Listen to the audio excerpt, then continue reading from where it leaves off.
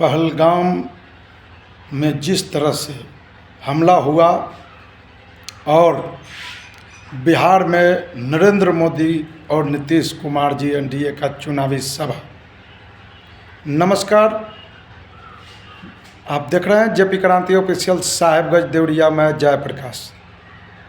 स्थिति यहाँ है कि पहलगाम में जिस तरह से कश्मीर में हमला हुआ है, उस हमले की जितनी निंदा की जाए वो कम है, क्योंकि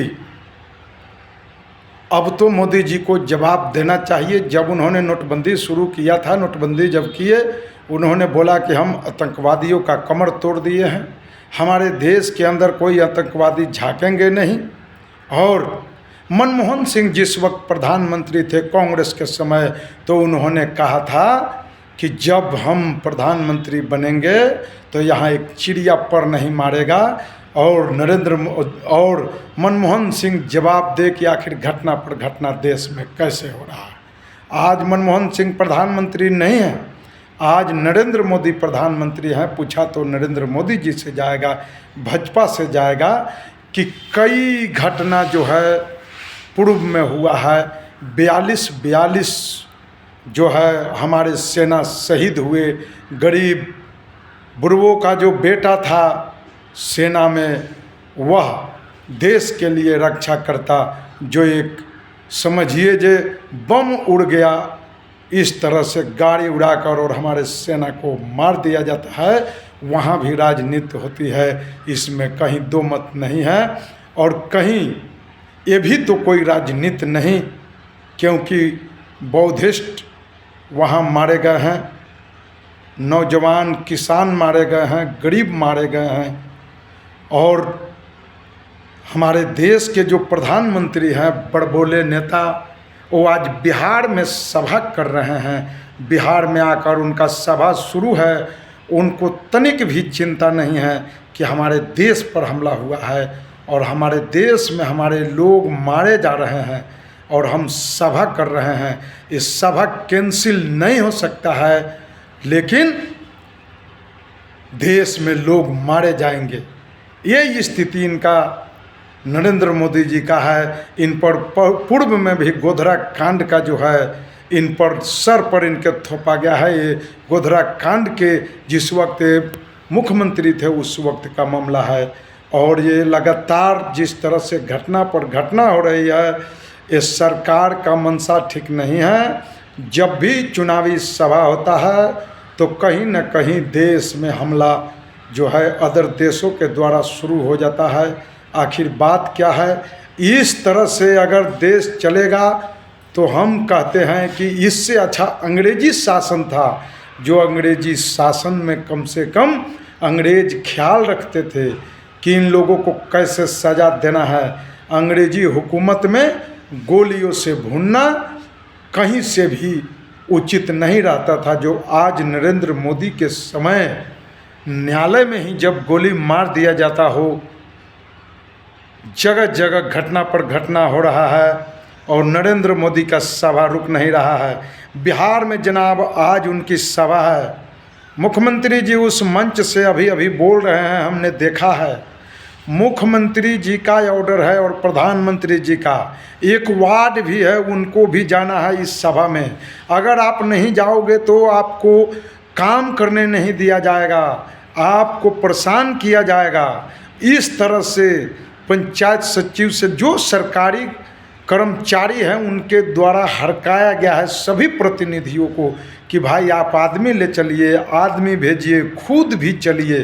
प्रधानमंत्री जी आ रहे हैं, मुख्यमंत्री जी वहाँ रहेंगे, उनका सभा होना है और आपको सरकार का अगर काम करना है, सरकार से अगर कोष लेना है, सरकार से अगर आप पूंजी लेकर काम करेंगे सरकार तो पंचायत के लिए, तो आपको जाना पड़ेगा। इस तरह से प्रेशर देकर, और प्रेशर पॉलिटिक्स चल रहा है, प्रेशर देकर लोगों को आज प्रधानमंत्री के सभा में भीड़ जुटाने का जो है यह सिलसिला है। ये तो साफ साफ है कि जितने भी कर्मचारी हैं ब्लॉक स्तर पर, पंचायत स्तर पर, उनका कॉल डिटेल जांच होना चाहिए कि आखिर वो प्रतिनिधियों को, वार्ड को उन्होंने फ़ोन करके बोला है कि नहीं बोला है कि भाई आपको जाना है प्रधानमंत्री के सभा में, हर हालत में आप बीमार रहे चाहे जैसे रहे लेकिन सभा में जाना है। तो हमारे लोग शहीद हो रहे हैं, मारे जा रहे हैं और यहाँ प्रधानमंत्री का सभा शुरू है। उसी वक्त हमारा देश कमज़ोर होने के कगार पे चला जा रहा था जब देश में 1,79,000 सेना का कटौती किया गया और इसके बाद अग्निवीर लाया गया 4 साल की नौकरी। ये जितने जो भ्रष्ट नेता बैठे हैं यहाँ से लेकर पार्लियामेंट में, इन मूर्ख नेताओं से पूछना चाहिए कि तुम्हारा कोई बेटा वोटा है कि नहीं सेना में। अगर उसका बेटा रहता तो एसी में बैठकर ये 4 साल का नौकरी घोषणा नहीं करता। अग्निवीर दिया गया है, इसको नाम जो है इस सेना में अग्निवीर दिया गया है। नाम कितना सुंदर दिया गया है और उसका जो है मतलब समझिए जे किस तरह से मतलब उम्र सीमा घटाकर 4 साल किया गया है। इसी तरह से कान पकड़कर प्रधानमंत्री और मुख्यमंत्री को कुर्सी से उतार देना चाहिए, 5 साल 1 साल और देना चाहिए।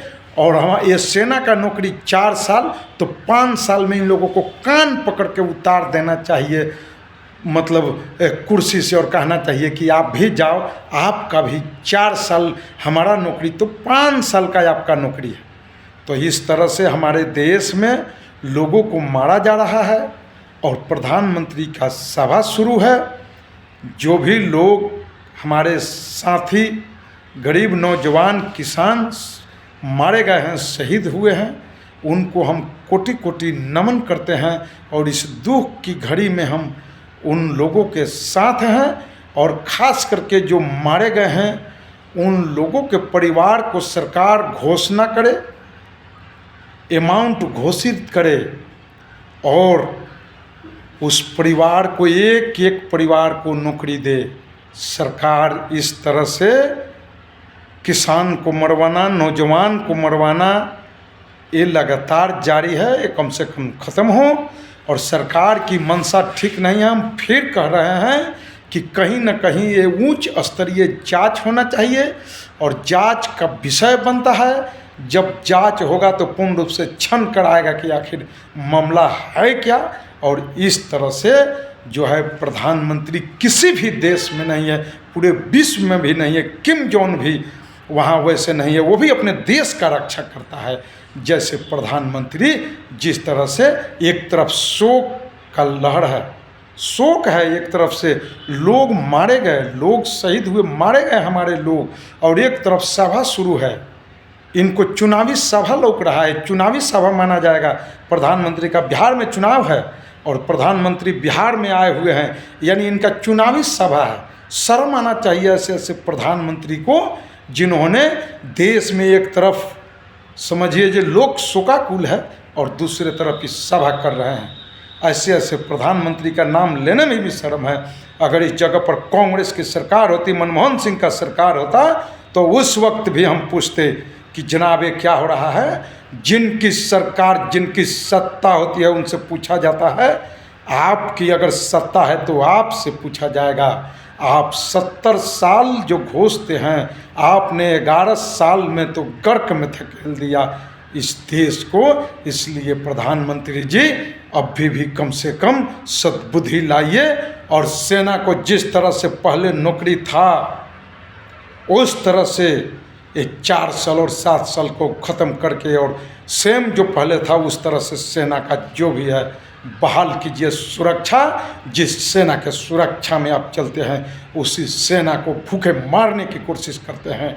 ऐसे ऐसे गद्दार प्रधानमंत्री पूरे देश में, विदेश में, पूरे विश्व में नहीं मिलेगा जो हिंदुस्तान में ऐसे प्रधानमंत्री सेना का पेट काटते हैं। जय हिंद, जय हिंद, जय इंडिया। आप देख रहे हैं जेपी क्रांति ऑफिशियल साहेबगंज देवरिया। मैं जय प्रकाश यादव। ये चैनल है जो सत्य दिखाएगा और ये चैनल आपको सही दिखाएगा, आपके तक न्यूज पहुंचाएगा और आवाज़ जो है गरीबों का उठता रहेगा। इसमें कहीं से दो मत नहीं है। जय हिंद, जय इंडिया। मैं फिर कह रहा हूँ, जो लोग शहीद हुए हैं, जो लोग मारे गए हैं हमारे साथी, उनको सरकार घोषणा करे, अमाउंट घोषित करे सहायता राशि, और उनके बच्चे को नौकरी की घोषणा करे। तो आप देख रहे हैं जेपी क्रांति ऑफिशियल, साहेबगंज देवरिया। मैं जयप्रकाश।